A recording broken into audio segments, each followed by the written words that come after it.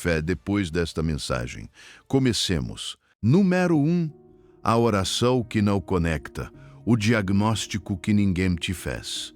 E se eu te dissesse que o problema nunca foi que Deus não te escutava, mas que a forma como você aprendeu a orar nunca foi a que Jesus ensinou? Porque muitos de nós crescemos com uma ideia de oração que se parece mais com um costume religioso do que com uma conexão viva. E quando esse costume não produz fruto, a primeira coisa que a gente pensa é: Deus se afastou, Deus não quis, Deus se esqueceu de mim. Mas não é assim. Eu sei o que se sente. Ajoelhar-se todas as noites, fechar os olhos, repetir as mesmas palavras, pedir com sinceridade o que você precisa e acordar no dia seguinte exatamente igual, como se suas palavras se dissolvessem antes de chegar ao céu. E então vem a culpa silenciosa. Talvez eu não tenha fé, talvez eu ore mal. Talvez Deus até responda, mas a mim não. Escute com calma. Não é que você não seja sincero, não é que você não tenha fé, é que ninguém te ensinou a diferença entre falar ao teto e falar ao trono. Há uma passagem em Jó que poucos conhecem. Diz algo que no começo soa duro, mas que esconde uma libertação enorme. Jó 35:12 ao 13 fala de clamores que não são ouvidos e descreve isso como vaidade, como algo vazio, como algo que não é conversa real. E quando você entende isso, deixa de ser condenação e se torna chave. Não é que Deus não possa te ouvir, é que Deus não reconhece como oração verdadeira aquilo que é apenas rotina com aparência espiritual. A oração que sai dos lábios, mas não nasce de um coração rendido. Passa, soa, se repete, mas não conecta. Jesus advertiu isso. Em Mateus 6:7, disse para não usarmos vãs repetições, como se por falar muito fôssemos ouvidos. Isso quebra uma mentira que muitos carregam. Quanto mais longo, mais poderoso. Não. Orar muito não é orar bem. Você pode passar horas dizendo frases corretas e ainda assim estar distante. Porque a oração não é um discurso para convencer a Deus. É um encontro para se alinhar com Ele. E isso fica ainda mais claro quando você lembra de Isaías 29:13. Este povo me honra com os lábios, mas o seu coração está longe de mim. Veja essa imagem. Lábios perto, coração longe. Palavras bonitas, mas alma desconectada. E aqui está a esperança. Se o problema fosse que Deus não quer te responder, não haveria saída. Mas se o problema é que o seu método precisa de ajuste, então hoje pode começar uma nova estação. Porque o que Jesus revelou não é magia, é ordem, é alinhamento, é relacionamento verdadeiro antes de um pedido desesperado. Imagine que você tem um rádio antigo na cozinha. Você o liga todas as manhãs. Aumenta o volume, mas a única coisa que escuta é estática, interferência, ruído branco. E todos os dias você pensa: a estação não transmite, este rádio não serve. Até que um dia alguém chega, gira o dial apenas 1 centímetro e de repente a voz é ouvida, perfeita, nítida, clara, como se sempre estivesse ali, porque sempre esteve. A estação nunca deixou de transmitir. Você estava na frequência errada. Assim acontece com a oração. Deus não deixou de falar. O céu não se fechou. Você só precisa ajustar o dial do coração. E isso muda tudo, porque você entende isto. O silêncio de Deus nem sempre é rejeição. Muitas vezes é misericórdia te dizendo: não continue repetindo por ansiedade. Venha mais profundo. Alinhe o seu interior. A frustração com o superficial não é o fim da sua vida espiritual. É o começo do que é real. Só quem se cansa da oração vazia começa a buscar a oração viva. E quando você a encontra, já não ora para se sentir cumpridor, ora porque descobriu o lugar onde a sua alma respira. Faça algo hoje. Esta noite, antes de orar, pare. Tire um minuto completo em silêncio total. Não peça nada, não explique nada. Apenas apresente-se e diga com honestidade: Pai, quero ajustar minha frequência. Ensina-me a orar como o teu filho ensinou. Esse minuto vale mais do que 1 hora de repetições sem coração. Porque aí começa a mudança. Sua oração deixa de ser um monólogo religioso e passa a ser uma conversa com o seu Pai. Deus não está longe. O seu dial está desajustado. E hoje Deus te diz: meu filho, você não me perdeu, eu não me afastei. Tenho estado transmitindo todos os dias, a cada hora, esperando que você ajuste o seu coração para me ouvir.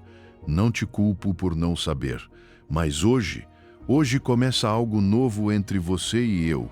Eu estou aqui. Sempre estive. Agora que você sabe que o problema não era você, mas o método, a pergunta que muda tudo, é esta: como se ajusta o dial? Qual é o primeiro princípio que Jesus revelou para que a sua oração conecte diretamente com a frequência do céu e, como consequência natural, comece a fluir a provisão de Deus? O que vem a seguir é o fundamento que sustenta todo o resto. Número 2. O primeiro giro do dial: orar conforme a sua vontade, não conforme a sua urgência. Não é gritar mais alto, nem repetir mais frases, nem alongar a oração até ficar sem voz. É uma rendição. É passar da urgência que aperta o seu peito para a vontade de Deus que sustenta sua alma. Porque a oração que ativa a provisão não começa com um dá-me, começa com um mostra-me. E quando isso se torna real, algo se ajusta por dentro, como se o céu e o seu coração finalmente estivessem na mesma frequência. Escute o que diz 1 de João 5:14 ao 15. Ali não se promete que Deus ouve qualquer coisa nascida do impulso. Revela-se uma chave. Se pedirmos conforme a sua vontade, Ele nos ouve. E se sabemos que Ele nos ouve, sabemos que temos as petições que lhe fizemos. A confiança não nasce da desesperação, nasce da alinhamento. Quando a sua oração se ajusta ao coração do Pai, você deixa de suplicar ao ar e começa a falar com um Deus que sabe do que você precisa e sabe o que é melhor para você. A oração mais poderosa não é a que pede mais, é a que mais se rende. Porque quando há contas, doença, pressão ou medo, você quer controlar, você quer que Deus assine os seus planos. Mas Jesus mostrou outro caminho, no Getsêmani, com dor real. Jesus pediu e se rendeu primeiro. Pai, se é possível, mas não se faça como eu quero e sim como tu. Essa rendição não foi derrota, foi a porta pela qual entrou a maior provisão, a salvação. Se a entrega de Jesus moveu o céu e a terra, não subestime o que a sua entrega pode fazer. Às vezes oramos pelo fruto sem aceitar o processo. Pedimos resultado sem permitir que Deus nos forme. Pedimos provisão sem aceitar direção. Pedimos porta aberta sem soltar o caminho errado. E Deus, que é Pai, não quer apenas te dar algo, quer te guardar enquanto te dá.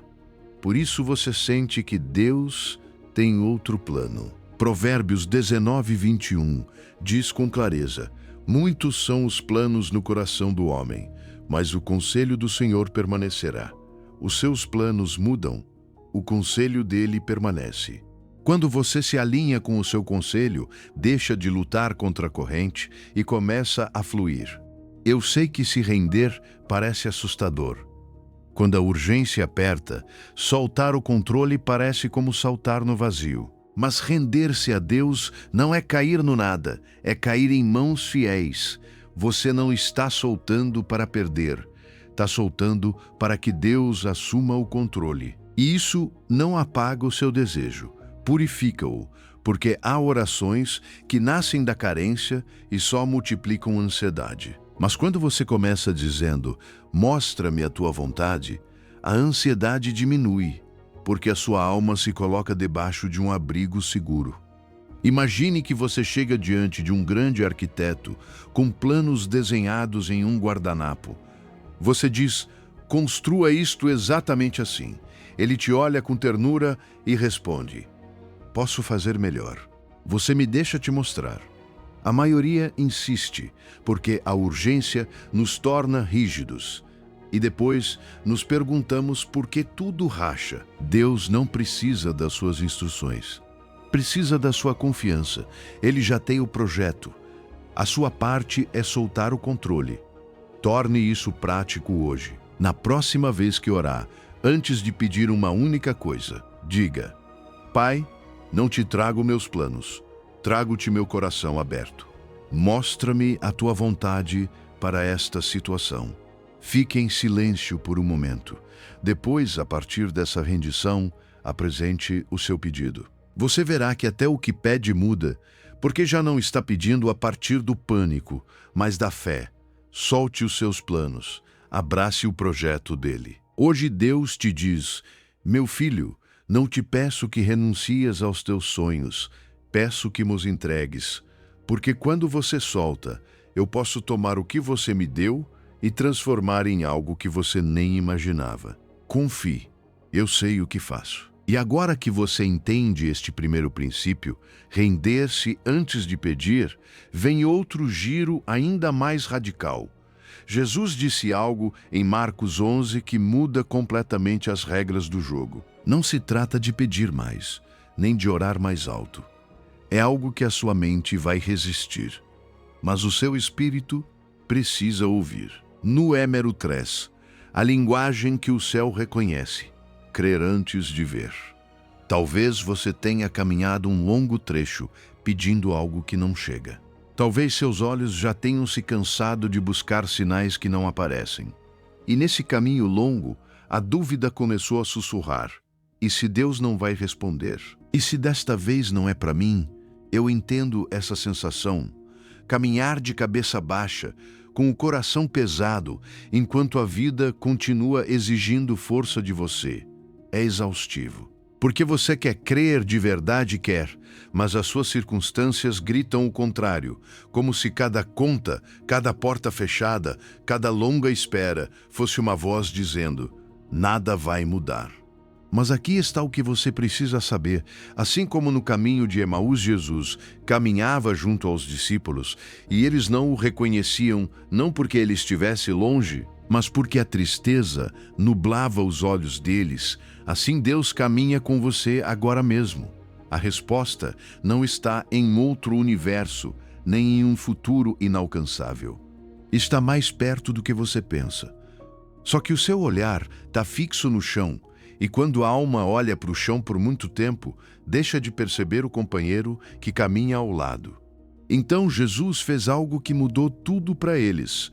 Não começou com um espetáculo, não começou com um sinal. Abriu as Escrituras, mostrou-lhes a verdade, ajustou o coração deles com a palavra. E a palavra fez o que nenhum argumento humano pode fazer: acendeu por dentro algo que estava apagado. Porque a fé não se fabrica com emoção. A fé se alimenta da verdade. E hoje, a verdade que você precisa está escondida em uma frase de Jesus, que parece simples, mas que é o princípio mais contraintuitivo da oração. Marcos 11:24 diz: tudo o que pedirdes orando, crede que o recebereis, e vos virá. Ouça bem, Jesus não diz: peçam e depois vejam se o céu decide. Jesus coloca uma chave antes da evidência. Diz: crede que o recebereis. Isso é radical, porque a nossa mente natural funciona ao contrário. Ver para crer. O coração humano e até o cérebro são treinados para confirmar com os olhos. É como se o seu interior dissesse: mostra-me primeiro, e então eu confio. Esse é o viés de confirmação, essa necessidade de provas para sustentar convicções. Mas a fé que Jesus ensina opera na dimensão oposta. É crer primeiro para ver depois.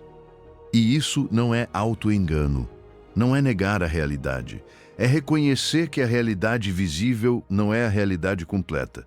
2 Coríntios 4:18 diz com uma precisão que toca a alma: não atentamos nas coisas que se veem, mas nas que não se veem, porque as que se veem são temporais, mas as que não se veem são eternas. O que você vê hoje, sua conta, seu diagnóstico, sua crise, seu atraso, seu deserto, é temporário, muda, passa, se move, mas o invisível, o que Deus determinou, o que Deus preparou, o que Deus prometeu, isso permanece. A fé antecipada é viver com os olhos do Espírito abertos, quando os olhos naturais ainda não têm evidência. Olhe para Abrão. Deus falou com ele sobre um filho, quando seu corpo e a lógica diziam o contrário. E ainda assim ele creu, não porque ignorasse o difícil, mas porque conhecia aquele que prometia. E essa fé lhe foi creditada como justiça. Abraão não sentia fé todos os dias. Abraão decidiu confiar. E eu te digo isso porque muitos se sentem culpados por não sentir fé. Mas a fé nem sempre se sente como fogo. Às vezes se sente como um pequeno passo em meio ao medo. Às vezes é uma frase trêmula, mas sincera. Senhor, eu creio. Ajuda a minha incredulidade. Pense em uma semente debaixo da terra. Você planta e olha a superfície e não vê nada. Terra escura, úmida, silenciosa. Não há brotos, não há cor, não há sinais. O que faz um agricultor impaciente? Desenterra a semente todos os dias para ver se já cresceu. E ao fazer isso, mata o processo. O que faz um agricultor sábio? Rega, protege, espera. Confia no invisível. Porque sabe que debaixo da terra, onde ninguém aplaude, onde ninguém vê, as raízes estão se estendendo. A sua fé antecipada é essa rega. A sua provisão, muitas vezes, já foi semeada por Deus. Está germinando em silêncio. Não a desenterre com dúvida. Não a destrua com desespero. Regue-a com gratidão antecipada. Faça isso hoje com uma necessidade específica, aquela que mais dói. E em vez de orar como alguém que suplica a partir do vazio, ore como filho que confia em seu pai.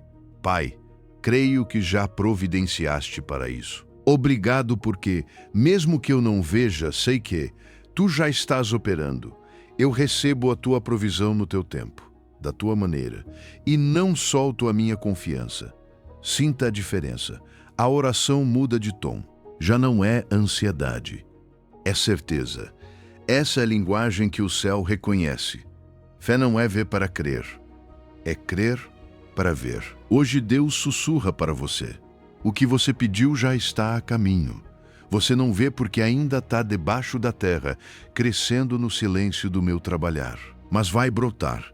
E quando você vir, vai entender que cada dia de espera não foi abandono. Foi preparação. Confie no meu processo. Eu não chego tarde, eu chego perfeito. E agora que você já sabe que deve se render primeiro e crer antes de ver, vem algo que quase ninguém aplica por completo. Há um sistema, 4 condições que precisam estar juntas ao mesmo tempo. A maioria cumpre uma, talvez 2, e por isso a porta parece fechada. O que vem a seguir vai te explicar com clareza porque a sua oração tem tido faíscas, mas não fluxo. Número 4.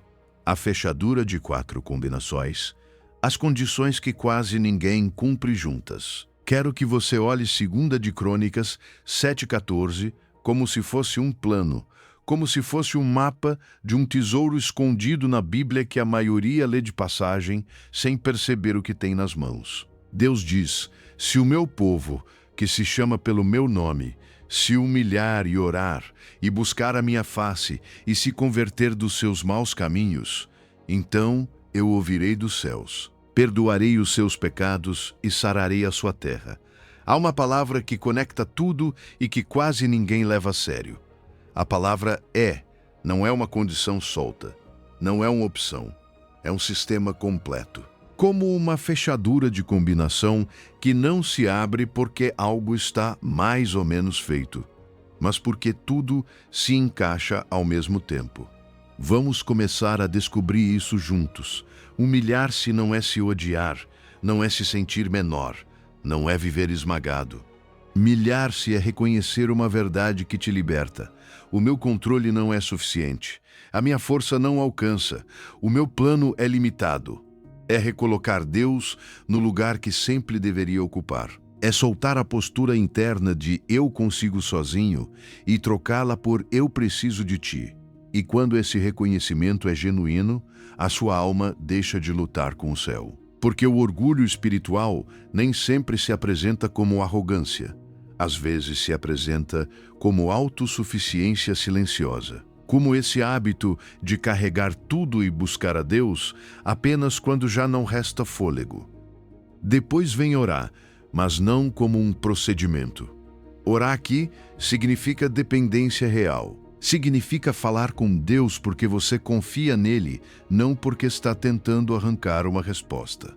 Sem humildade, a oração pode se tornar discurso. Com humildade, a oração se torna conversa. E aqui eu te faço uma pergunta com carinho.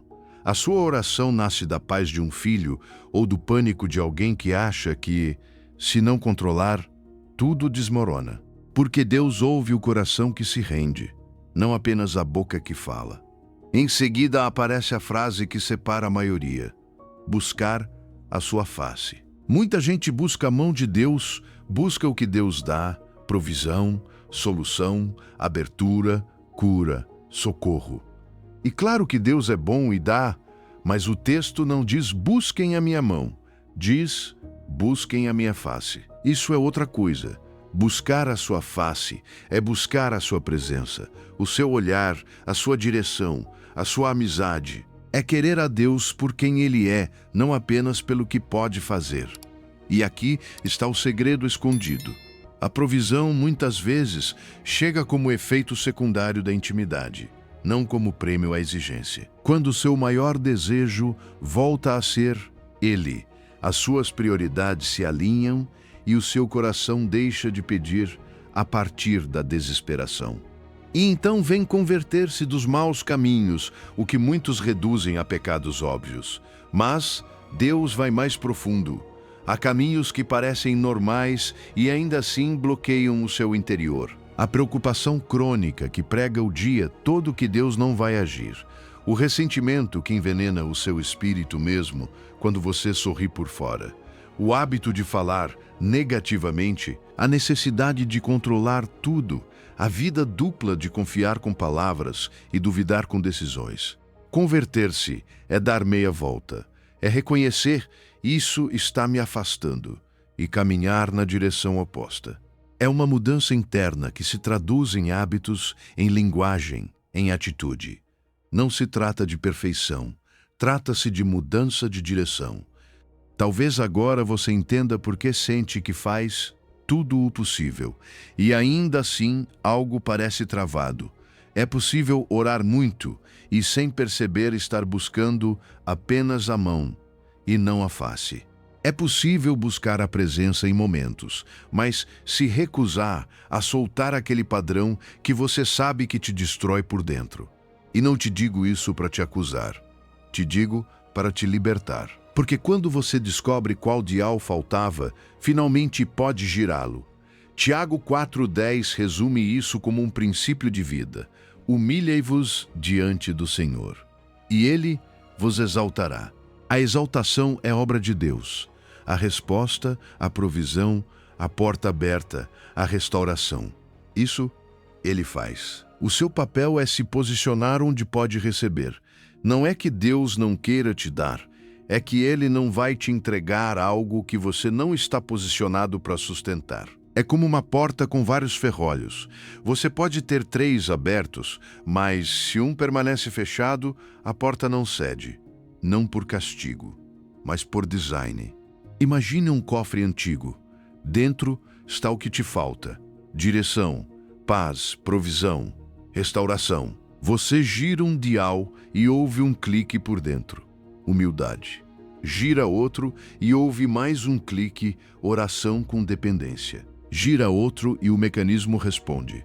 Buscar a face, não apenas a mão, e falta aquele último giro que custa, porque é renunciar a um caminho que se tornou familiar. Converter-se, mudar de direção. E quando esse último dial encaixa, você não sente magia, sente ordem, sente que algo se alinha e a porta se abre porque as chaves estiveram juntas. Faça isso hoje à noite, com calma. Apresente-se diante de Deus e faça um inventário do coração. Pergunte-se com sinceridade se está soltando o controle ou apenas negociando com Ele. Pergunte-se se a sua oração é conversa ou rotina. Pergunte-se se está buscando a Deus ou apenas o que Deus pode te dar. E pergunte-se se há um caminho, uma atitude, uma ferida, um padrão de ansiedade ou amargura que você precisa soltar. Esse inventário sincero já é o começo do giro que faltava. Hoje Deus te diz: não te pedi perfeição, te pedi honestidade. Eu estou do outro lado da porta, esperando você com os braços abertos e as mãos cheias. E agora que você tem essas chaves no coração, vem um princípio que transforma tudo desde a raiz. Tem a ver com aquilo que te dá alegria. Porque Deus não responde apenas ao seu pedido. Ele responde ao seu deleite. E quando a sua fonte de alegria muda, os seus desejos se alinham. É isso que o Salmo 37 esconde por trás das suas palavras mais conhecidas. Número 5. Quando o seu gozo muda, os seus desejosos se transformam. O princípio do deleite. Vou te dizer algo que não é fácil de ouvir. Não porque seja duro, mas porque vai contra o que muitos de nós aprendemos desde crianças. Disseram-nos: peça com fé e Deus te dará. E sim, há verdade nisso. Mas é uma verdade pela metade se você não entende esta peça que completa toda a equação. Porque nem tudo o que sai do coração é um desejo limpo. E nem toda oração nasce de um lugar alinhado. Às vezes pedimos com sinceridade, mas a partir de uma fonte errada de gozo. E enquanto a fonte não muda, os desejos continuam se distorcendo, mesmo que você os apresente com lágrimas. Quantas vezes você pediu algo com toda a sua fé, com toda a sua força, com toda a sua intenção, e não chegou? E depois veio a culpa: não tive fé suficiente. Mas, e se o problema não era a quantidade de fé, e sim a direção dos seus desejos? E se Deus não está rejeitando a sua oração, mas protegendo o seu coração? E se antes de te dar o que você pede, Deus quer transformar o que você deseja? Porque há desejos que nascem da ansiedade, há pedidos que nascem da comparação, há anseios que nascem de feridas. E Deus, que é Pai, não apenas concede, Deus forma. Por isso, o Salmo 37:4 é tão perigoso e tão libertador ao mesmo tempo. Agrada-te também no Senhor, e Ele concederá os desejos do teu coração.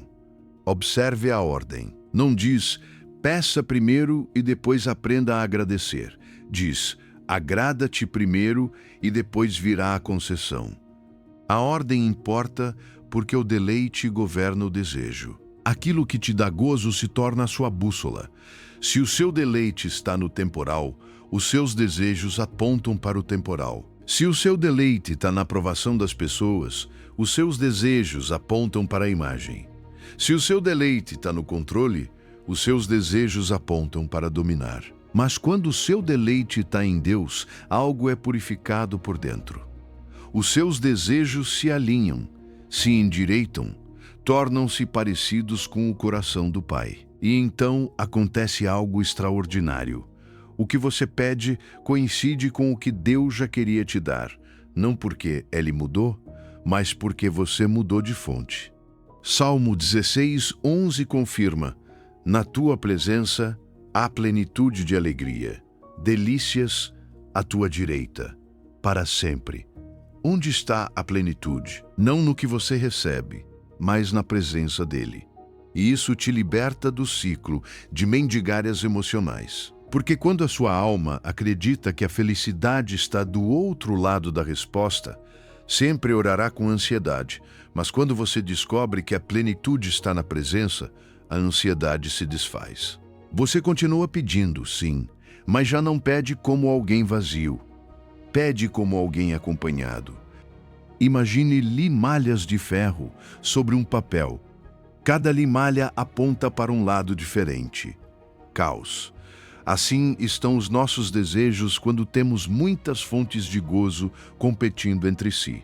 Um dia buscamos paz, no outro buscamos vingança, no outro buscamos dinheiro, no outro buscamos escapar, no outro buscamos aplausos. Mas agora, imagine que, debaixo do papel, você aproxima um ímã poderoso. Em um instante, todas as limalhas se alinham. Ordem imediata onde havia confusão. Deleitar-se em Deus é aproximar esse ímã do seu coração. Você não precisa pedir mais alto, precisa ordenar o seu deleite. Porque quando o seu deleite se ordena, os seus desejos deixam de brigar e começam a apontar para aquilo que realmente te faz bem. Aqui é onde muitos se surpreendem. Deus não está em conflito com os seus desejos. Deus está em conflito com aquilo que te destrói. Ele não te pede que mate o seu anseio, pede que você o leve à fonte correta. Porque quando um desejo nasce em Deus, ele se torna estável, se torna puro, se torna bênção. Mas quando um desejo nasce do vazio, mesmo que se cumpra, nunca é suficiente.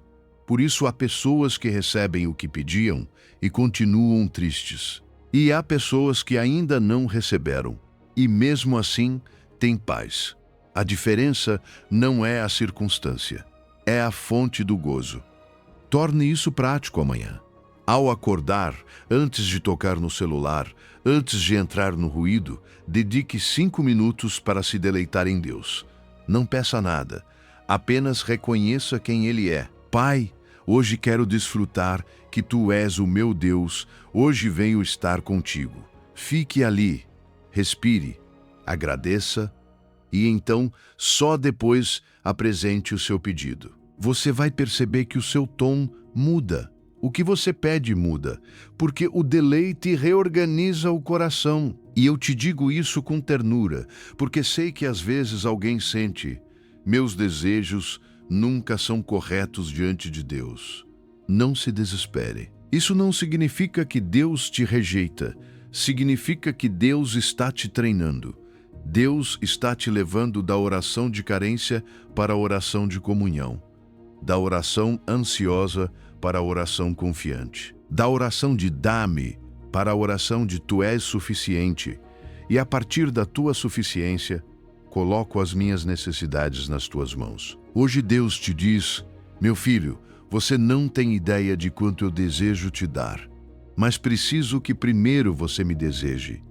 Não porque eu seja egoísta, mas porque quando você me coloca em primeiro lugar, os seus desejos se alinham com os meus e o que tenho preparado para você é maior do que aquilo que você teria pedido a partir da sua ansiedade. Deleite-se em mim e você verá como tudo mais será acrescentado. Não peça mais, deleite-se mais. E agora que você entende este princípio, vem algo que potencializa tudo. Existe um lugar onde o deleite se torna encontro real, onde a oração deixa de ser performance e se torna intimidade. Jesus o visitava antes de cada milagre de provisão. Chama-se o aposento secreto. Número 6, o lugar onde Deus fala mais forte. O poder do aposento secreto. Feche os olhos por um momento.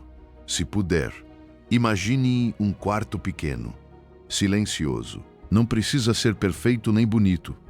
Pode ser um cômodo da sua casa, um canto onde ninguém te interrompe, um lugar que não impressiona ninguém. Cheira a madeira antiga, a calma acumulada. A luz é suave, como a primeira claridade da manhã entrando por uma fresta. Não há telefone vibrando, não há tela, não há relógio te pressionando. Só você e ele.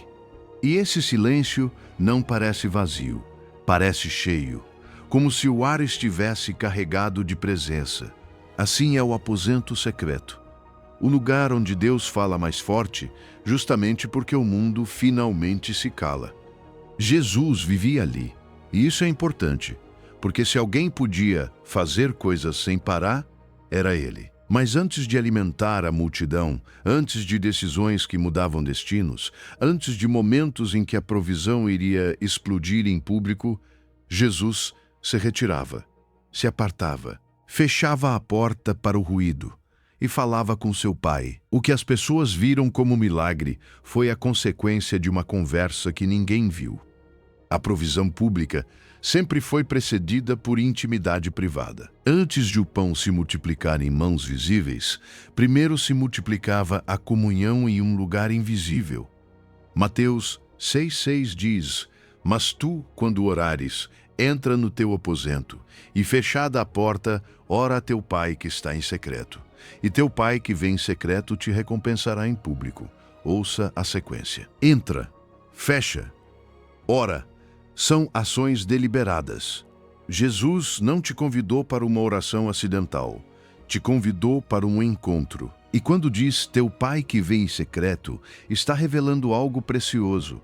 Deus não apenas responde às suas palavras, Deus vê o seu coração, no lugar onde ninguém te aplaude e ninguém te julga. E ali, onde você não atua para ninguém, Ele se aproxima com uma ternura que você não consegue experimentar na pressa. Há orações que parecem vazias porque nascem em lugares barulhentos. Nascem com a mente dispersa, com o corpo presente, mas o coração distante. E então você se pergunta por que não sente nada. Mas no aposento secreto acontece algo diferente. A sua alma diminui o volume. A sua respiração se acalma. O seu interior para de correr. E então a voz de Deus que sempre esteve ali se torna audível. Por isso, Jeremias 33:3 diz: Clama a mim e responder-te-ei, e anunciar-te-ei coisas grandes e ocultas que não sabes. No secreto, Deus não apenas te ouve, Ele te ensina, Ele te revela. Ele te mostra o que a sua vida ocupada não te deixa ver. Coisas grandes e ocultas, direções que não chegam no ruído, ajustes que só se ouvem no silêncio. Eu sei o quão difícil é encontrar esse momento. O trabalho te consome. A família precisa de você. A ansiedade rouba os espaços de calma. E quando finalmente há silêncio, às vezes ele te assusta, porque o silêncio te obriga a ouvir o que existe dentro de você. Mas aqui está uma verdade que pode mudar a sua vida. Se você não separa tempo para Deus, o mundo separa Deus do seu tempo. A intimidade não acontece por acaso. Ela é protegida, é cuidada, é decidida.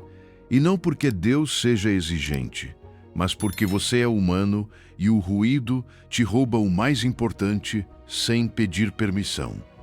O mundo te diz: mostre a sua fé, que vejam você, faça público. Jesus te diz: esconda-se com o seu pai, feche a porta, fique a sós. E aqui está o paradoxo. A oração mais poderosa do mundo é aquela que ninguém ouve, exceto Deus, porque nesse lugar você não está tentando impressionar, você está sendo transformado. E a partir daí, o que era um pedido desesperado se torna uma confiança profunda. O que era uma lista longa se torna uma conversa real. E essa intimidade privada se transforma em provisão pública, porque o seu pai recompensa em público o que você semeou em secreto. Torne isso prático hoje. Encontre o seu aposento secreto. Pode ser um canto da sua sala ao amanhecer. Pode ser o seu carro estacionado antes de entrar no trabalho. Pode ser a sua cama, quando todos dormem. Entre, feche a porta, física ou simbólica.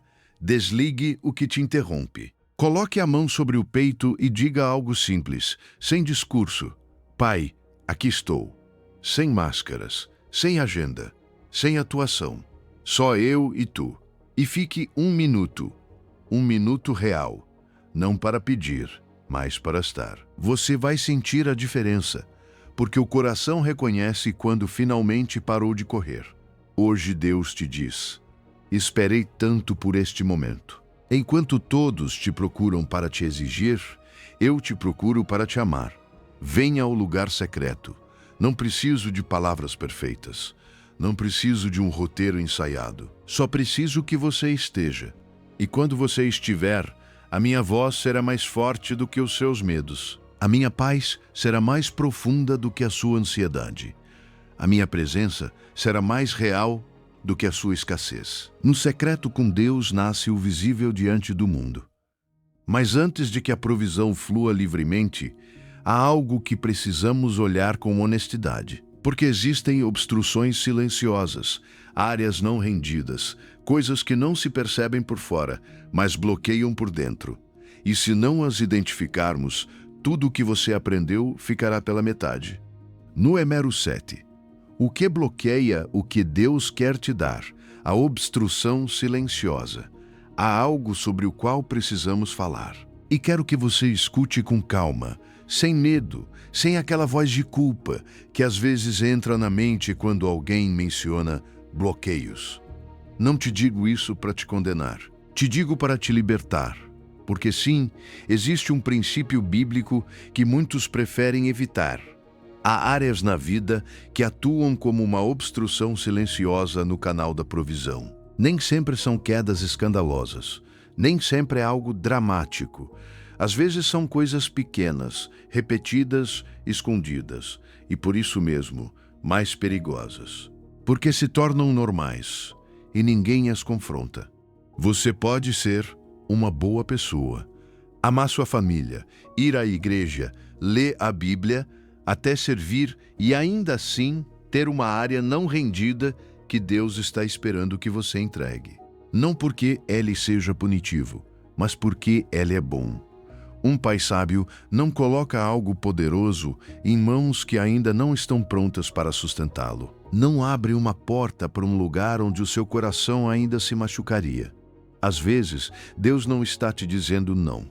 Às vezes, Deus está dizendo ainda não, porque quero te proteger de você mesmo. Isaías 59, 1-2 explica isso com clareza. A mão do Senhor não está encolhida para que não possa salvar, nem o seu ouvido agravado para não poder ouvir. Ou seja, Deus pode. Deus ouve. O problema não é a capacidade dele. O problema é a separação que as áreas não rendidas causam.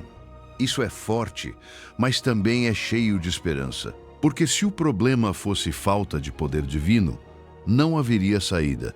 Mas se o problema é relacional, interno, algo que pode ser entregue, então há solução. Hoje mesmo. E quais são essas obstruções silenciosas?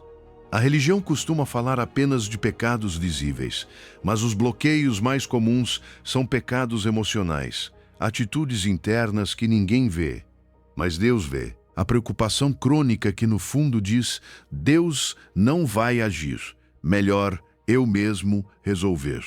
O ressentimento guardado que te acompanha como uma sombra, mesmo quando por fora você sorri. A necessidade de controlar tudo, que contradiz a rendição que Deus te pediu desde o início. A amargura silenciosa contra alguém que te feriu. A comparação constante que rouba a sua gratidão. A queixa como hábito. A vida dupla de dizer confio enquanto vive em alerta. Como se tudo dependesse de você. Não são apenas problemas emocionais. São obstruções espirituais, porque afetam o lugar onde a fé nasce, o coração. E isso se conecta com algo que Davi disse. Salmo 66:18 diz: Se eu tivesse contemplado a iniquidade no meu coração, o Senhor não me teria ouvido. Não está falando de cometer um crime. Está falando de contemplar algo, sustentá-lo, acariciá-lo no coração. Guardar um rancor, justificar uma atitude, alimentar uma preocupação, defender um orgulho. É como ter a mão fechada por dentro e pedir provisão com a boca por fora. Não é coerente. O canal se estreita, o fluxo diminui. E você sente isso. Ora, mas algo parece pesado, como se houvesse resistência. Pense em um encanamento da sua casa. A fonte de água está disponível, limpa, abundante. Mas se há resíduos se acumulando por dentro, a água começa a sair como um fio, fraca, insuficiente. O problema é a fonte. Não. A água de sobra, o problema é um bloqueio no canal. Pode ser pequeno, mas reduz o fluxo de forma dramática. A provisão de Deus é a fonte. A sua vida interior é o encanamento. E essas áreas não rendidas, por menores que pareçam, se tornam um entupimento que corta a pressão. Não é que falte provisão, é que algo em você precisa ser limpo para poder recebê-la sem te ferir. E aqui veio o mais bonito. Deus não aponta para te humilhar, Deus aponta para te curar. Porque quando Ele te mostra uma obstrução, não está dizendo, você é um fracasso. Está dizendo, eu te amo demais para te deixar assim. A graça não é ignorar o bloqueio. A graça é te dar a saída. Às vezes a solução não é um processo interminável. Às vezes é um ato simples, mas profundo, de confissão e entrega real. Senhor, isso é meu, eu segurei por tempo demais, justifiquei, escondi, hoje eu solto. E quando você solta, a alma respira. E o fluxo volta. Faça isso hoje no seu aposento secreto, sem teatro, sem palavras perfeitas. Diga, Pai, mostra-me o que está obstruindo o canal, e fique em silêncio. O primeiro que vier com clareza, muitas vezes é isso. Talvez um nome, talvez uma cena, talvez um medo. E ali com ternura, solte. Perdoe se tiver que perdoar. Renda o controle se tiver que render. Renuncie à preocupação como estilo de vida. Peça a Deus um coração novo nessa área. Não negocie. Solte. Hoje Deus te diz, não te aponto para te condenar. Te aponto para te libertar. O que te peço para soltar não é castigo, é um peso que você já não precisa carregar. Eu não espero perfeição, espero disposição. E no momento em que você abrir a mão e soltar o que te peço, você vai sentir a água voltar a fluir. Porque eu sempre estive pronto para dar. Só precisava que você estivesse pronto para receber. Deus não retém por capricho. Você obstruir sem perceber. Solte e a água flui. E agora que o canal está sendo limpo, vem um princípio de ativação que funciona como um gatilho. É o único lugar onde Deus literalmente diz, prova-me. E o que Ele promete em troca da sua fidelidade é tão abundante que não caberá nas suas mãos. Número 8. O único desafio que Deus te faz. A fidelidade como detonante. Malaquias 3:10 diz, trazei todos os dízimos ao depósito, para que haja mantimento na minha casa. E provai-me agora nisto, diz o Senhor dos Exércitos, se eu não vos abrir as janelas dos céus e derramar sobre vós bênção, até que transborde. É uma frase que parece ousada demais para vir de Deus, mas vem de Deus. O Criador do Universo, aquele que não precisa provar nada, aquele que não deve nada a ninguém, olha para você e diz, prova-me. Em toda a Escritura, esta é a única vez que Deus te convida, dessa maneira, a colocá-lo à prova em um ponto específico. Não é um desafio arrogante. É a segurança absoluta de um pai que conhece a sua fidelidade e sabe que quando você caminha em aliança, ele responde. E aqui é onde se quebra uma confusão que tem feito muitos sofrerem. Há pessoas que dizem, eu dou e dou, mas nunca é suficiente para que Deus me abençoe. E outras dizem, eu não dou nada porque mal me sobra. Ambos, no fundo, estão presos à mesma ideia, que a bênção é um prêmio por quantidade. Mas a aliança de Deus não se baseia em impressioná-lo com números. Baseia-se em fidelidade. Baseia-se em um coração alinhado. Porque Deus não está buscando o seu excesso. Deus está buscando a sua confiança. Veja o que o texto revela. A sua parte e a parte de Deus.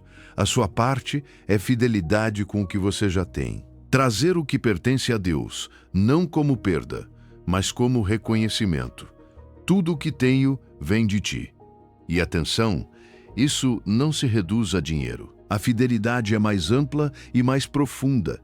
Fidelidade com o seu tempo, com a sua obediência, com a sua palavra, com o seu serviço, com a maneira como você administra o pouco. É viver com integridade quando ninguém está vendo. É honrar a Deus no secreto. É ser constante, mesmo sem aplausos. E a parte de Deus é abrir janelas dos céus, que é uma imagem de provisão que não depende das suas forças. Provisão que vem do alto.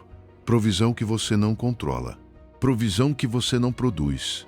E então vem a frase que deveria mexer com o seu coração. Até que transborde. Não até que seja suficiente. Não até que você sobreviva. Até que transborde. Jesus explicou isso em Lucas 16:10. Quem é fiel no muito pouco, também é fiel no muito. A fidelidade não começa quando sobra. A fidelidade começa quando custa. Porque é aí que se revela se a sua confiança está em Deus ou naquilo que você segura com a mão. Se você só é fiel quando está confortável, não é fidelidade, é conveniência. Mas quando você é fiel, no pequeno, Deus vê um coração capaz de sustentar o grande sem se corromper. Deus não olha apenas para o que você recebe. Ele olha para quem você se torna com o que recebe. Deus não mede a sua fidelidade pela quantidade, mas pela proporção do coração. Por isso, a viúva, que deu 2 pequenas moedas, segundo Jesus, deu mais do que todos. Porque a oferta dela era fé, não sobra. Era confiança, não espetáculo. Isso é importante para você se sente que não tem muito. Porque a desculpa de quando eu tiver mais, serei fiel, costuma ser uma armadilha. A fidelidade se treina agora, com o que já está nas suas mãos. Se você espera o grande para começar, o grande vai te encontrar sem caráter para sustentá-lo. A paradoxo do reino confronta a mentalidade de escassez. O mundo diz, guarde o pouco, proteja o que é seu. Acumule, porque se você der, ficará sem nada. Deus diz, dá-me o pouco, e veja o que eu faço com isso. Não porque Deus precise do seu recurso, mas porque Deus deseja o seu coração livre. Porque quando a sua mão se abre, a sua alma se alinha. E quando a sua alma se alinha, o céu encontra um canal limpo por onde fluir. Imagine um chaveiro pesado com muitas chaves. Você já tentou a chave do esforço, a chave da ansiedade, a chave de fazer mais, a chave de controlar mais, a chave de esperar o momento perfeito. Nenhuma abre a porta da provisão. E no fundo do chaveiro há uma chave pequena, quase invisível. Fidelidade, constância, obediência simples. Você a coloca com dúvida, como quem não espera muito, e a fechadura gira suavemente. A porta se abre, não era a chave mais chamativa, era a mais constante. A que muitos ignoram, porque não parece impressionante. Torne isso prático hoje. Identifique uma área onde você pode ser fiel com o pouco que tem. Se você só tem 5 minutos para orar, seja fiel nesses 5 minutos. Se pode dar uma oferta pequena, dê-a a Deus com alegria e ordem, não com medo. Se pode servir em algo simples, faça-o sem reclamar. Se pode administrar melhor o que recebe, faça disso um ato de adoração. Não espere ter muito para começar a ser fiel. Comece com o que há, porque o céu não responde à grandeza do seu recurso, responde à sinceridade da sua aliança.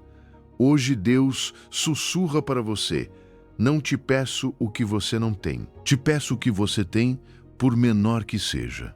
Dá-me a tua fidelidade no pequeno, e eu abrirei janelas que você nem sabia que existiam. Prova-me, não para que você me controle, mas para que descubra que eu sou fiel quando você decide caminhar comigo de verdade. Dê o passo e veja o que eu faço. Fidelidade no pouco abre janelas no eterno. E agora vem um ingrediente que a maioria esquece na hora de orar por provisão. A gratidão, não depois de receber, antes. Jesus a usou antes de cada milagre de provisão. E quando você aprende esse ritmo, a sua oração muda desde a raiz. Número 9. O ingrediente que Jesus usou antes de cada milagre, agradecer antes de receber.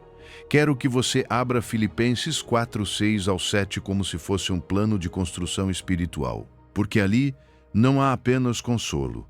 A estrutura diz, não andeis ansiosos por coisa alguma, mas em tudo, pela oração e súplica, Com ação de graças, sejam conhecidas as vossas petições diante de Deus. E a paz de Deus, que excede todo o entendimento, guardará os vossos corações e as vossas mentes em Cristo Jesus. Há uma frase que a maioria lê rápido e perde o segredo. Com ação de graças. Paulo não diz peça e pronto. Diz peça com gratidão. A gratidão não é o adorno da oração. É parte do mecanismo. Sem gratidão, a petição se torna ansiedade disfarçada de fé. Observe a ordem, porque a ordem é tudo. Primeiro, solte a ansiedade. Não é quando se resolver. A ansiedade vai embora. É o contrário. Solte a ansiedade primeiro. Depois apresente o seu pedido com clareza, sem teatro, como um filho que fala com seu pai. E enquanto pede, agradeça. Não depois. Enquanto.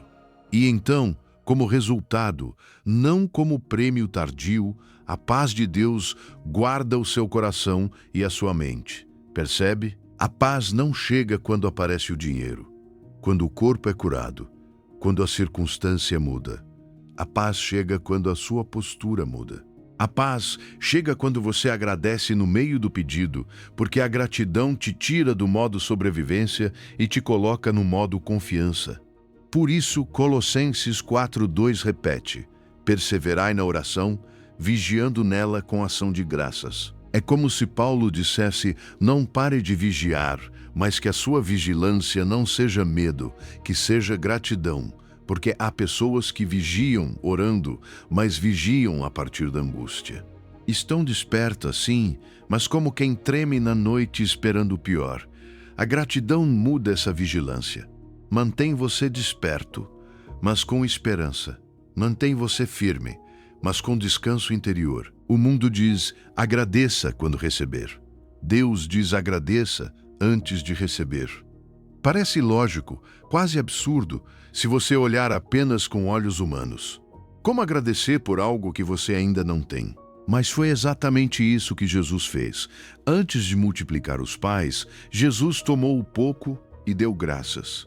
Não esperou a abundância aparecer para então agradecer. Agradeceu primeiro e a gratidão precedeu o milagre. E esse detalhe não é pequeno, é um princípio. Quando você agradece antes de ver, está dizendo ao céu, eu confio no caráter de Deus, não apenas na evidência. Está dizendo, Pai, não creio em Ti apenas quando tudo vai bem. Creio porque Tu és fiel. E aí se ativa uma linguagem que o céu reconhece, porque a gratidão antecipada é fé em forma de adoração. Não é positivismo, não é negar a realidade. É uma decisão de honrar a Deus acima do que os seus olhos estão gritando. Pense nesta imagem. Quando você compra algo pela internet, faz o pagamento, recebe uma confirmação, chega uma mensagem. Seu pedido está a caminho. Você já tem nas mãos? Não. Mas o seu coração descansa, porque o sistema já registrou a compra. Já existe um processo em andamento. Essa confirmação é como um recibo assinado. A gratidão antecipada é a sua assinatura espiritual. É como dizer, Pai, eu já assinei o recibo. Ainda não tenho o pacote, mas sei que está vindo. Não sei o dia exato, não sei o caminho exato, mas confio na tua entrega. E essa assinatura, essa gratidão antes de ver, faz algo que a oração ansiosa nunca consegue. Abre espaço interior para que a paz governe, e onde há paz, a fé respira. Eu sei que é difícil agradecer quando as contas se acumulam, quando o corpo dói, quando a porta não se abre, quando a família está sob tensão e o futuro parece uma nuvem escura. Não estou te pedindo para ignorar isso. Estou te convidando a declarar algo maior do que isso. Agradecer não é dizer, não há problema.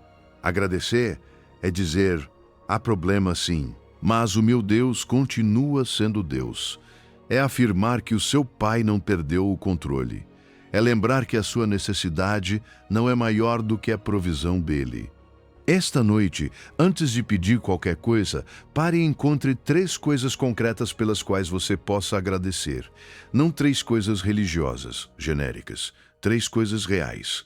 O ar que você respira, o teto que te cobre, um prato de comida, a força para se levantar, a oportunidade de recomeçar. Um amigo, uma família, agradeça por essas 3 coisas com calma.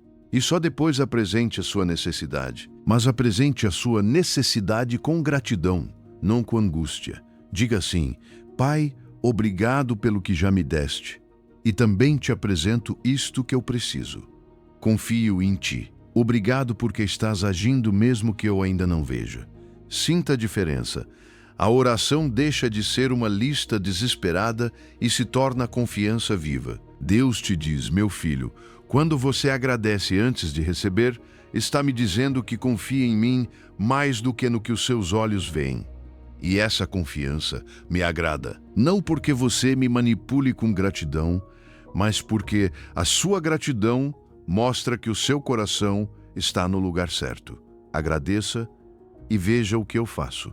Porque a gratidão não segue o milagre, ela o precede. E agora que você entende isso, vem um princípio que potencializa tudo o que você aprendeu. Jesus não disse se algum dia fizerem. Jesus disse quando fizerem, porque ele assumiu que os seus discípulos praticariam, não como castigo, não como ritual vazio, mas como um amplificador espiritual que poucos ativam hoje, o jejum. Número 10. O amplificador que poucos ativam, o jejum como preparação, não como castigo. O mundo busca amplificar sua voz gritando mais alto. Deus te diz para amplificar o seu espírito silenciando a carne. E eu sei que a palavra jejum para muitos soa como castigo, como um sacrifício ultrapassado, como algo que não se encaixa na vida real. Mas escuta com calma. O jejum não é fazer você sofrer para que Deus te ouça. O jejum é silenciar o que te distrai para que você possa ouvi-lo. Não muda Deus, muda você. Não é uma moeda de troca, é uma preparação. É uma limpeza, é aumentar a sensibilidade do coração quando a vida te encheu de ruído. Isaías 58, 6-8 deixa isso claríssimo, porque o próprio Deus define o jejum que ele honra. E não se trata apenas de deixar de comer. Diz que o jejum verdadeiro é soltar ligaduras, liberar cargas, romper jugos, deixar livres os oprimidos. E então vem o resultado. Então a tua luz nascerá como a alva, e a tua salvação se manifestará rapidamente. Percebe? Quando Deus fala de jejum, ele fala de liberdade, fala de remover cadeias internas, fala de limpar a alma de opressões que nem sempre são visíveis. E como consequência, vem clareza, vem direção, vem luz. Muitas vezes a provisão que você espera não chega porque você não precisa primeiro de um mais. Você precisa primeiro de um menos. Menos dependência do ruído, menos escravidão aos impulsos. Menos controle, menos ansiedade, menos fome de coisas que te dominam. Em Atos 13, 2-3, o Espírito Santo falou com clareza enquanto eles ministravam ao Senhor e jejuavam. Não foi uma reunião casual, não foi uma oração apressada. Foi no contexto de jejum e oração que veio uma direção específica. Separai-me, Barnabé e Saulo, para a obra. A voz de Deus sempre está disponível, mas a sua capacidade de percebê-la muda quando o seu interior se aquieta. Há decisões que não se discernem no meio do ruído. Há portas que não se veem quando a sua mente está saturada. O jejum não obriga Deus a falar. O jejum te coloca no lugar onde você pode ouvir. O próprio Jesus tratou isso como algo natural. Em Mateus 6,16, ele não diz, se algum dia jejuarem. Ele diz, quando jejuarem, como quem assume que isso fará parte de uma vida espiritual real. E aqui está o mais libertador. O jejum não é uma competição de resistência. Não é quanto você aguenta, não é quantos dias. O jejum é um ato de foco. É dizer ao seu corpo, hoje você não manda. e dizer ao seu espírito: hoje eu te escuto. É baixar o volume da carne, essa voz que vive dizendo: quero, preciso, agora, para que a voz de Deus, que costuma ser suave, se torne inconfundível. Por isso, não tenha medo. Não estou te pedindo um jejum de 40 dias. Não estou te pedindo para desmaiar. Deus não mede o valor do seu jejum pela duração, mas pela intenção e pela busca. Se você nunca jejuou, começar pequeno é válido, é sábio, é saudável. Um café da manhã, uma refeição, algumas horas. O importante não é quantas horas você passa sem comer, mas o que você faz com esse tempo.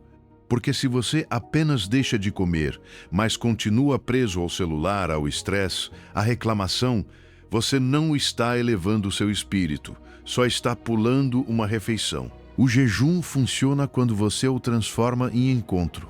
Quando esse tempo vira oração, palavra, silêncio, rendição. Imagine uma antena antiga de televisão.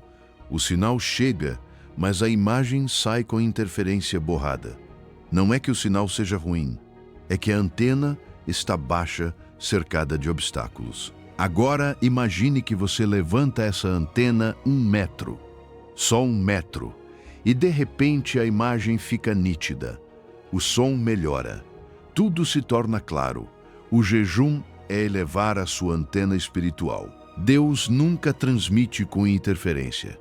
A interferência está nos seus hábitos, na sua saturação, na sua carne gritando, na sua mente correndo. Quando você jejua com propósito, você eleva a sua antena, não para merecer mais, mas para captar melhor o que já estava disponível. Faça uma microprática esta semana. Escolha um único dia, e nesse dia, pule uma refeição, a que for mais fácil. E nesse tempo, em vez de preencher o vazio com outra coisa, entre no aposento secreto. Leia uma passagem. Fique em silêncio. Faça uma oração simples. Pai, aqui estou. Quero te ouvir. Não venha primeiro para pedir. Venha para receber direção. E no final, pergunte: o que queres me dizer? Prepare-se, porque muitas vezes Deus fala com uma clareza surpreendente quando a carne deixa de estar no controle. Deus te diz: não quero que você passe fome para me provar algo. Quero que você silencie a carne para que possa ouvir o que há tempo quero te dizer. Há coisas grandes e ocultas que quero te revelar, mas o ruído da sua vida diária não te deixa me ouvir. Jejue, não para me impressionar, para me encontrar. Eu estou esperando no silêncio. O jejum não muda Deus, aumenta a sua capacidade de ouvi-lo. E agora vem uma parte da jornada que é real, que todos enfrentamos, o momento em que você já pediu, já agradeceu, já jejuou, já foi fiel, e ainda assim a resposta parece demorar. O que você faz quando fez tudo e a porta continua fechada? Jesus contou uma história específica para esse momento, e a resposta vai te surpreender. No Número 11, quando você já fez tudo e a porta não se abre, o poder de não desistir. Você já orou pelo mesmo uma vez, 10 vezes, já fez mudanças, ajustou o seu coração, agradeceu, foi fiel, buscou em secreto. E ainda assim, há manhãs em que você acorda e a situação continua igual. E então aparece aquela voz interna, baixinha, venenosa, que diz: para que continuar? Já levei isso a Deus 1000 vezes e nada muda. Eu não te julgo por ouvir essa voz. O cansaço espiritual é real. E quando a alma está exausta, até a fé parece pesada. E aí nasce uma tensão que confunde qualquer um. Por um lado você ouve, confie e solte. Por outro lado ouve, continue orando sem desanimar. Qual é? Eu solto ou insisto? Eu descanso ou persevero? E a resposta de Jesus é mais sábia do que imaginamos. As duas coisas. Você solta o controle, mas não solta a fé. Descansa em Deus, mas não para de falar com Ele. Porque a persistência bíblica não é ansiedade disfarçada de oração. É fé que se recusa a ter prazo de validade. É um coração que não está tentando pressionar Deus, mas está decidido a permanecer conectado a Ele até que o tempo determinado chegue. Por isso, Lucas 18:1 é tão direto. Jesus contou uma parábola sobre a necessidade de orar sempre e não desanimar. Jesus já sabia o que você iria sentir. Sabia que haveria um ponto em que você gostaria de desistir, não porque não crê, mas porque está cansado. Então, ele deixa uma história como âncora para esse dia. Fala de uma viúva, alguém sem poder, sem influência, sem recursos para manipular o sistema. E ela vai a um juiz injusto, um juiz que não temia a Deus nem respeitava os homens. Ou seja, o pior cenário. E a viúva insiste, volta, retorna, não se cala, não por capricho, mas porque sua necessidade é real e sua causa é justa. E o juiz acaba respondendo, não porque seja bom, mas por causa da persistência dela. E aqui vem a luz que Jesus quer que você entenda. Se um juiz injusto responde à insistência, quanto mais o seu Pai bom que te ama. Jesus não está dizendo que Deus é como esse juiz, está dizendo o contrário. Está dizendo, se até o pior responde à constância, imagine o coração do Pai. Então, quando você insiste, você não está incomodando Deus. Você está demonstrando que confia no caráter dele. Está dizendo, Pai, eu sei quem tu és, por isso não vou embora. Você não está batendo em qualquer porta, está batendo na porta da sua casa. Abacuque 2:3 coloca em palavras que curam quem espera. Ainda que a visão tardará por um tempo, mas se apressa para o fim e não falhará. Ainda que demore, espere, porque certamente virá. Não tardará. Existe um tempo determinado. Não é negação, não é atraso sem sentido. É processo, é formação, é preparação. É que a promessa vem com um relógio que você não controla, mas ela vem. E há algo que você precisa ouvir. Certamente virá. A sua espera não é uma sala vazia, é um caminho com destino.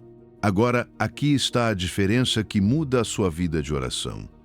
Persistir com fé não é repetir com ansiedade.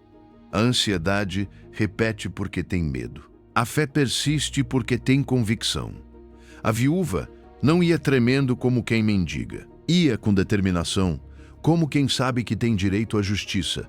Quando você ora com ansiedade, faz isso como se Deus estivesse distante e você precisasse convencê-lo. Quando você ora com fé perseverante, faz isso como filho que sabe que o pai ouve, mesmo sem ainda ver o resultado. Persistir não é gritar mais alto, é permanecer mais perto. Escute esta imagem, uma gota de água caindo sobre uma rocha. Nada acontece. 2 gotas, a rocha continua igual. Passam dias, semanas, meses, e alguém diria, isso não funciona, mas um dia, se você olhar de perto, verá uma fenda, pequena, mas real, e então entende que cada gota deixou marca, mesmo quando parecia insignificante. A sua oração persistente é assim. Cada vez que você ora, algo se registra, algo se move no invisível. E o que um golpe não consegue, a constância consegue. A Gotov 199 não sabe que a 1000 abre a rocha.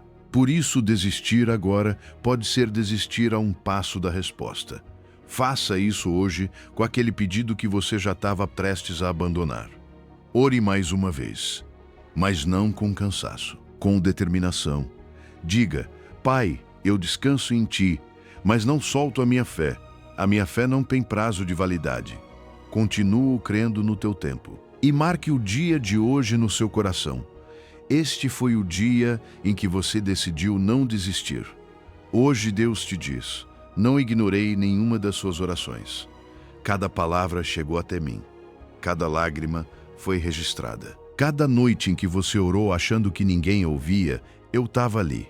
E te digo, não pare. Você está mais perto do que imagina. A perfuração está chegando. Só preciso que você não solte agora. A persistência mantém a fé viva. Mas existe algo que leva a oração a um nível que muitos não conhecem. Tem a ver com aquelas palavras que se repetem no final de quase toda a oração cristã. Em nome de Jesus.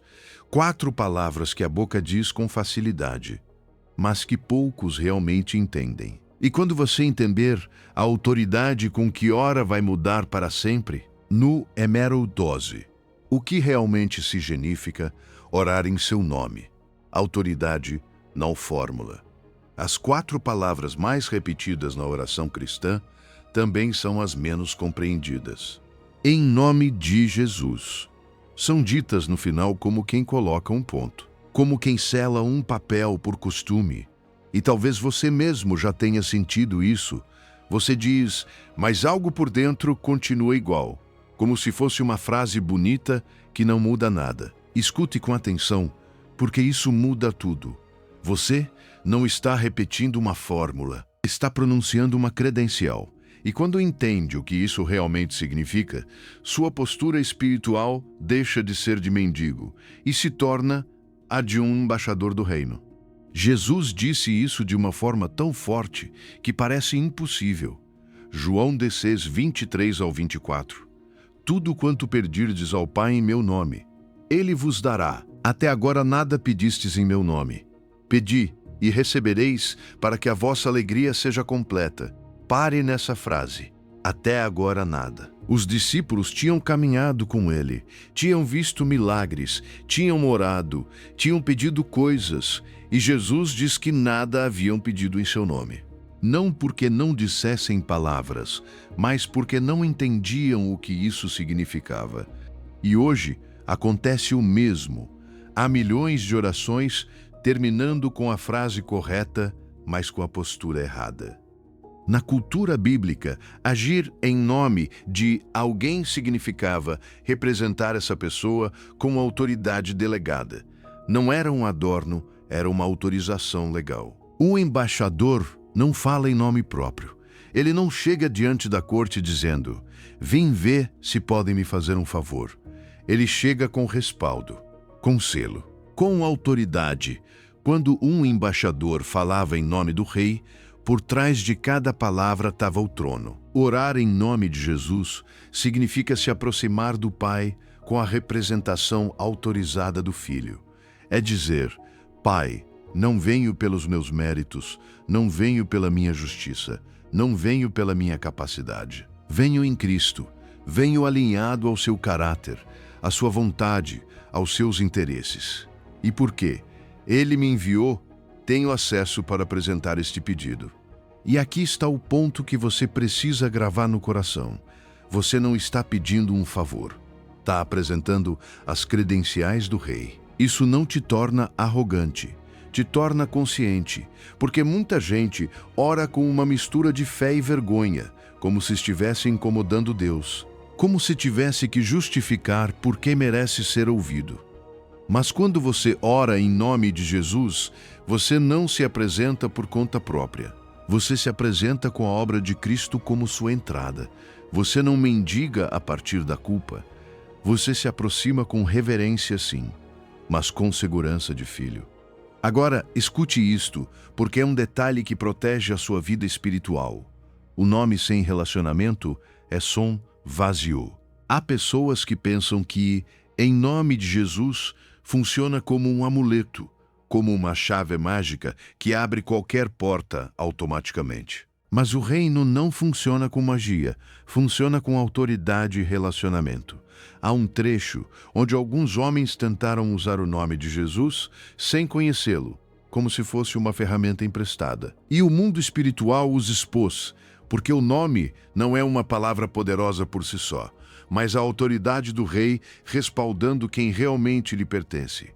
O nome não se usa, se carrega. O nome não se pronuncia para impressionar, se declara a partir da identidade. Por isso, Efésios 2:6 é tão revelador. Juntamente com ele nos ressuscitou e nos fez assentar nos lugares celestiais em Cristo Jesus.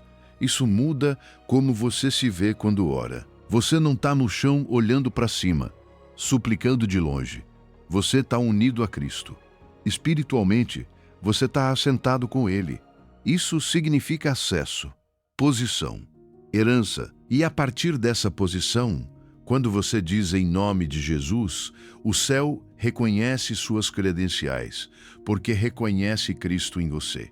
Imagine uma carta oficial. O embaixador pode escrever com palavras simples, sem poesia. Mas, ao final, ele coloca um selo. Esse selo não vale pela cera nem pelo papel. Vale porque por trás dele há uma nação inteira respaldando. Recursos, autoridade, legitimidade. Quando você ora em nome de Jesus, com relacionamento real, alinhamento à sua vontade e coração rendido, você está colocando o selo do Rei sobre o seu pedido. E o céu reconhece, não pela sua eloquência, não pela sua perfeição, mas pela legitimidade do selo. Se durante anos você disse essa frase como um fechamento automático, não se condene. Ninguém te explicou assim. Mas hoje tudo muda. Hoje você não vai mais dizer por costume, vai dizer por identidade, como quem desperta e entende quem é em Cristo. E isso também vai te tornar mais honesto, porque antes de dizer, você vai pausar e perguntar: Jesus pediria isso? Isso representa o coração dele. Estou buscando a vontade dele ou apenas a minha urgência? E se estiver alinhado, então diga com autoridade tranquila, não como um sussurro automático, mas como uma declaração consciente. Na próxima vez que orar, pare por um segundo antes de pronunciar essas palavras, respire e pense: não estou encerrando uma oração, estou apresentando credenciais. E então diga: Pai, peço em nome de Jesus, com reverência, com fé, com clareza, porque o seu Pai reconhece o selo do seu Filho. Hoje Deus te diz: meu filho te deu o nome dele, não como adorno, mas como chave. Use com consciência, use com relacionamento. E quando você declarar, sabendo quem é nele, verá portas fechadas começarem a ceder. Não pela sua força, mas porque o céu reconhece o selo do Rei. Não repita o nome dele, represente-o. E agora que você entende a autoridade da sua oração individual, há uma dimensão a mais que muitos desconhecem. Quando 2 ou 3 se unem em verdadeiro acordo, Deus libera um nível especial de provisão, e a palavra acordo é mais profunda do que você imagina. No Hemero 13, a sinfonia que move o céu, o poder de orar em acordo. Há uma verdade que me custou aceitar. Durante muito tempo, pensei que a oração era um assunto entre Deus e eu. Privado, individual. E sim, há um poder imenso no aposento secreto. Mas um dia descobri algo que quebrou meu orgulho e curou meu coração ao mesmo tempo. Há níveis de provisão que não se destravam na solidão. Não porque a tua oração individual seja insuficiente, mas porque Deus desenhou um tipo de porta que só se abre quando 2 corações se alinham na mesma direção espiritual. Você ora sozinho e Deus ouve. Isso é real. Mas quando a carga se torna pesada demais, quando a batalha se prolonga, quando o cansaço começa a apagar a sua fé, há uma graça que o esforço individual não alcança. E essa graça se chama comunidade. Porque Deus não apenas te salvou para ser você e Jesus. Deus te enxertou em um corpo. E o corpo funciona unido. A oração mais íntima, às vezes, precisa de comunhão, porque o Deus que adoramos vive em perfeita unidade e Ele reservou uma dimensão de provisão para quando refletimos essa unidade aqui na terra. Por isso, Mateus 18, 19 ao 20 é uma chave. Jesus diz: se 2 de vocês concordarem na terra acerca de qualquer coisa que pedirem, isso lhes será feito por meu Pai que está nos céus. Porque onde 2 ou 3 estiverem reunidos em meu nome, ali estou eu no meio deles. E isto é o que quase ninguém percebe. A palavra acordo não é apenas estar de acordo. No idioma original, carrega a ideia de harmonia como instrumentos afinados para tocar a mesma peça. Não é repetição conjunta. É sinfonia espiritual. Não é que duas pessoas repetem o mesmo para fazer mais força. É que dois corações se afinam. E essa afinação produz uma melodia que o céu reconhece de uma maneira especial. E há algo ainda mais poderoso. Ali estou eu no meio deles. Cristo está com você quando você ora sozinho, sim. Mas o próprio Jesus promete uma manifestação particular da sua presença, quando há unidade genuína. Não é ausência quando você está só. É uma dimensão diferente quando você está acompanhado em acordo. É como se o céu dissesse: quando vejo unidade real, quando vejo humildade para pedir ajuda, quando vejo duas almas rendidas à minha vontade, eu me manifesto no meio dessa harmonia. Eclesiastes 4:12 explica: se alguém prevalecer contra um, dois lhe resistirão, e o cordão de 3 dobras não se rompe facilmente. Uma corda sozinha se rompe fácil. 2 cordas juntas resistem mais, mas 3 cordas entrelaçadas se tornam fortes de uma maneira diferente. Você, outro crente e o Espírito Santo entrelaçados. E aqui está uma verdade que vai te libertar. A oração em acordo não apenas pede mais forte, resiste por mais tempo. E há portas que não se abrem por volume, se abrem por resistência. Há batalhas que não se vencem com um grito, se vencem com perseverança sustentada. E a unidade sustenta onde a solidão se quebra. Se você se sente sozinho na sua luta, ouça isso com ternura. Você não foi criado para caminhar sozinho. Você não foi feito para carregar tudo em silêncio. Há um tipo de cansaço que não se cura com mais esforço, mas com mais companhia espiritual. E pedir a alguém que ore com você não é fraqueza, é sabedoria, é humildade. É reconhecer que o inimigo ama o isolamento, porque o isolamento drena a fé. Mas o reino de Deus funciona ao contrário. A fé se fortalece quando é compartilhada. Quero te dar uma ação daquelas que parecem pequenas, mas mudam destinos. Pense em uma pessoa, só uma, alguém com quem você possa ser honesto, alguém que ame a Deus, ainda que não seja perfeito, alguém de confiança. Pode ser um familiar, um amigo, um irmão da igreja. Esta semana, escreva ou ligue para essa pessoa e diga sem drama: preciso que oremos em acordo por algo. Você pode me acompanhar, não para reclamar, para harmonizar, para afinar o coração, para apresentar a mesma petição a partir da mesma fé. E quando orarem, não tentem soar bonito, não tentem impressionar.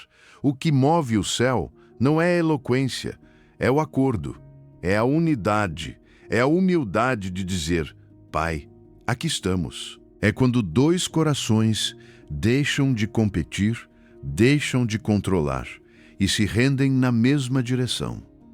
Ali nasce a sinfonia. Ali a oração deixa de ser um instrumento solo e se torna uma orquestra.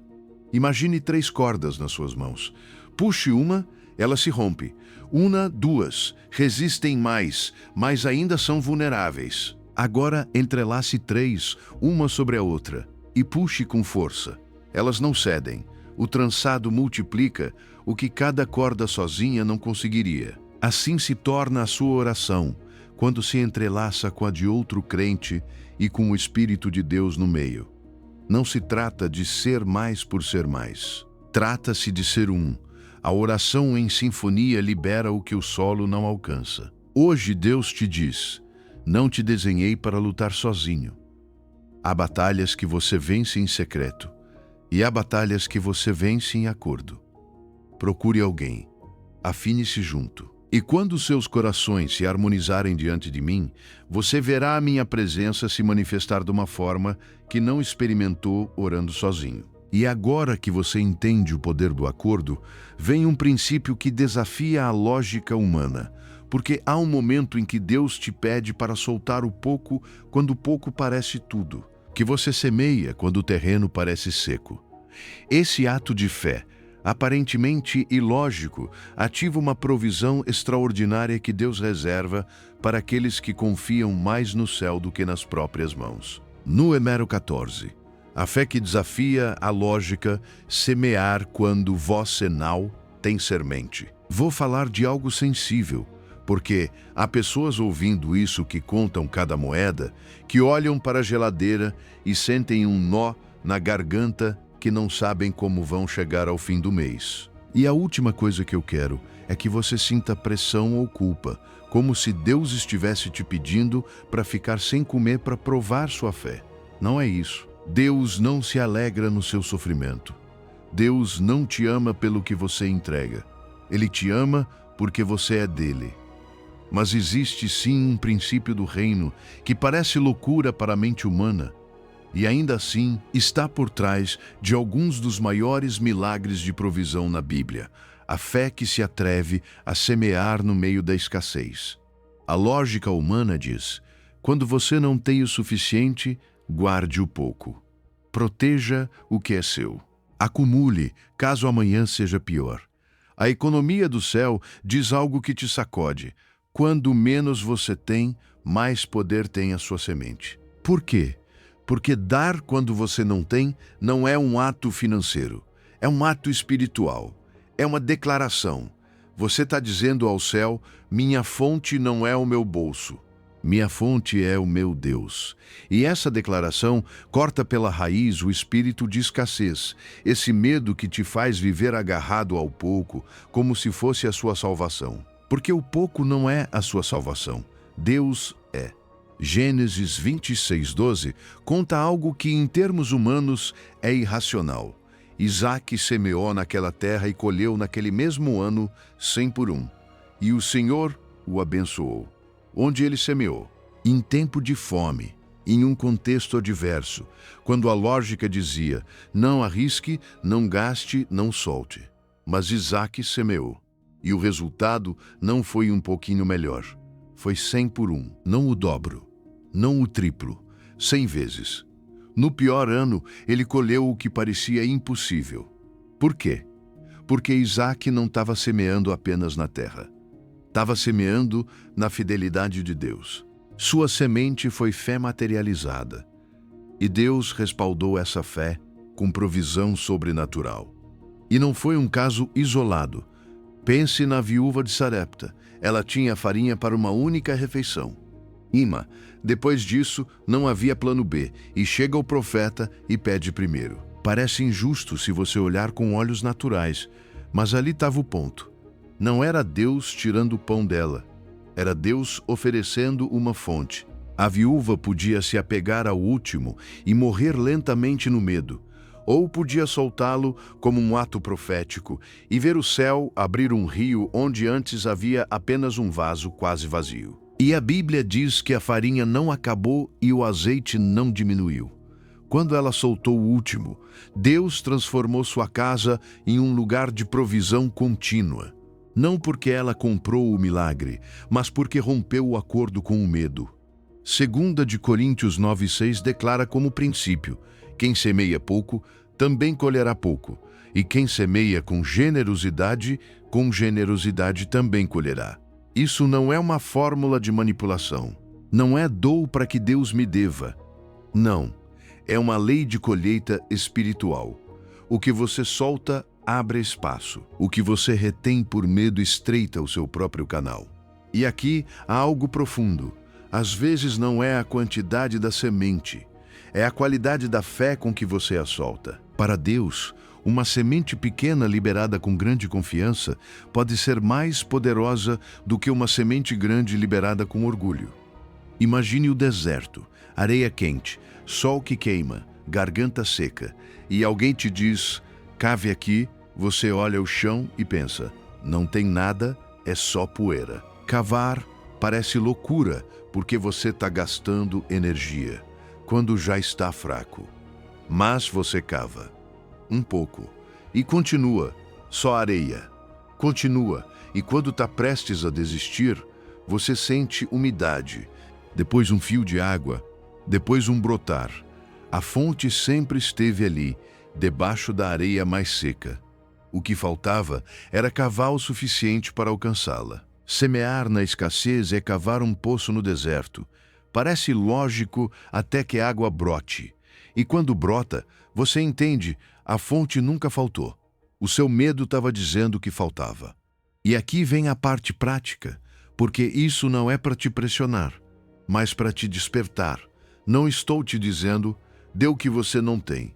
Estou te perguntando, existe algo, por menor que seja, que você possa soltar hoje como ato de fé? Talvez não seja dinheiro. Talvez seja uma refeição compartilhada. Talvez seja ajudar alguém com a palavra, com uma ação, com um apoio real. Talvez seja uma oferta pequena, mas dada com um coração que diz, Deus, Tu és a minha fonte. O que importa não é o tamanho da sua semente, é a fé com que você a coloca nas mãos certas. Porque o espírito de escassez te diz, se você soltar, morre. Deus te diz, se você soltar, por fé, vive. E isso não é negar prudência, é romper a escravidão do medo. A prudência administra, o medo se apega. A fé solta com sabedoria. E quando você solta com sabedoria, Deus multiplica sem que você precise manipular.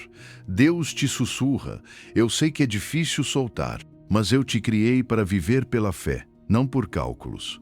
O que eu te peço para soltar não é para te tirar, é para te multiplicar. Isaac creu em mim no pior ano. A viúva creu em mim com a última refeição. E nenhum deles se arrependeu. Confie, solte. E veja o que eu faço com a sua fé. A semente mais poderosa é aquela que você solta quando menos tem. E agora, depois de entender essa fé radical, resta um último princípio. Aquele que une tudo, aquele que transforma a oração de um evento que você agenda em um estado no qual você vive. E faz com que a provisão de Deus não seja intermitente, mas contínua. Número 15. De orar às vezes a viver em oração. A conexão que nunca se corta. 1 de Tessalonicenses 5:17 diz, orai sem cessar. 3 palavras. Nada mais. E, ainda assim, aí está o fechamento de todo este caminho.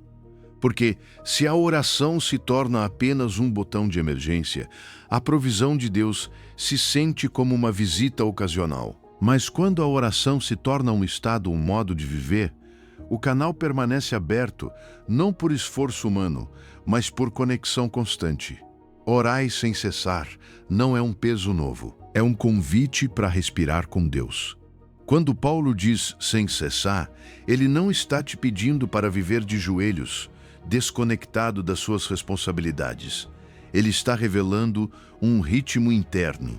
No idioma original, a palavra sugere algo contínuo, sem interrupção, como a respiração. Você não se senta para planejar cada inspiração. Você simplesmente respira. E, se deixasse de fazer isso, a sua vida se apagaria. Assim também é o seu espírito. A oração contínua é a respiração da alma. Não é um evento que você agenda. É uma companhia que você sustenta. Jesus viveu exatamente assim. Ele não se conectava ao Pai apenas quando ia fazer um milagre. Ele vivia conectado e, a partir dessa conexão, o milagre fluía. Por isso a provisão dele parecia constante. Não era porque não tinha pressão, nem porque não conhecia o cansaço. Era porque a sua fonte nunca se cortava. Ele caminhava, ensinava, servia e por dentro continuava conversando com o Pai. E esse é o segredo que muda sua vida. Você não precisa fugir do mundo para estar com Deus. Você precisa aprender a levar Deus com você enquanto está no mundo. Salmo 121, 3-4 diz, não permitirá que os teus pés vacilem. Não dormitará aquele que te guarda, eis que não dormita nem dorme o guarda de Israel. Olha essa verdade com calma. Deus não se desconecta de cuidar de você. Não se distrai, não se cansa, não tira os olhos de você. O sinal não se corta do lado dele. Ele está disponível o tempo todo. Então a pergunta já não é se Deus está presente. A pergunta é se você se lembra de incluí-lo. E aqui entra a sua dor, aquela que quase ninguém confessa em voz alta. Só oro quando dói muito, quando o problema já me sufoca, e depois volto à vida como se Deus fosse um encontro ocasional. Se isso é você, não se sinta culpado. Essa é a condição humana. Corremos ao Pai na tempestade. Mas quando o céu se abre e nos distraímos com a pressa, o trabalho, a mente sobrecarregada, não se trata de se punir por isso. Trata-se de despertar, porque o Pai não quer que você o visite. Ele quer viver com você. Orar sem cessar se parece com algo simples, micro-orações. 2 segundos, um suspiro, uma frase curta que mantém o coração aberto. Senhor, dá-me paz. Pai, guia-me aqui. Espírito Santo, mostra-me o que fazer. Não são discursos longos. São pequenas faíscas que reacendem a conexão uma e outra vez. E quando você pratica isso, algo muda por dentro.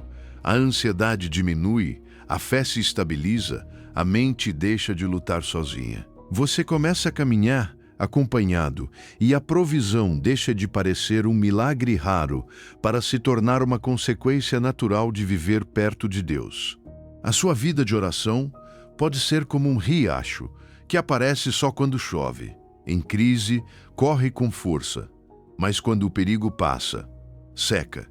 E você se pergunta por que volta a sentir vazio. Mas também pode ser como um rio alimentado por nascentes subterrâneas, que não depende de tempestades externas.